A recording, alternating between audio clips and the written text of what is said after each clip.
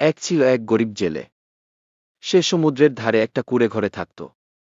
প্রতিদিন সে সমুদ্রে জাল ফেলত, আর যা মাছ পেত তাই বেচে জীবিকা চালাত। একদিন জেলে জাল ফেলে টানতে টানতে দেখল তার জালে একটা ঝকমকে সোনার মাছ ধরা পড়েছে। অবাক হয়ে জেলে মাছটার দিকে তাকাতেই মাছটি মানুষের মতো কথা বলে উঠল। আমাকে ছেড়ে দাও, দয়া করে। যদি আমাকে মুক্তি দাও, আমি তোমার ইচ্ছে পূরণ করব। দয়ালু জেলে ভাবল, অন্য প্রাণীদের মতো এটাকেও মুক্তি দিই গি। সে মাছটাকে জলে ছেড়ে দিল। মাছ বলল, তুমি যখনই কিছু চাইবে শুধু আমার নাম ডাকলেই হবে গি। জেলে খুশি মনে ঘরে ফিরে গেল। তার স্ত্রী খবর শুনে খুশি হল না। সে রেগে বলল, তুই বোকা! এমন সোনার মাছকে পেয়ে কিছু চাইছিস না?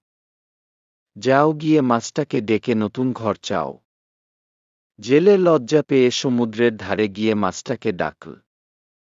মাছ এসে তার ইচ্ছে পূরণ করল।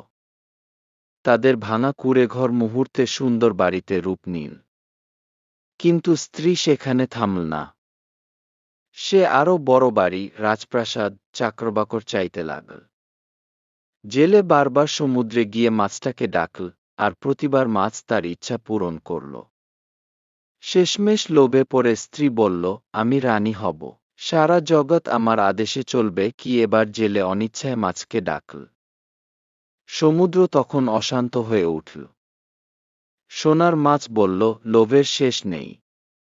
যাও, তোমরা আবার তোমাদের পুরনো কুঁড়েঘরে ফিরে যাও।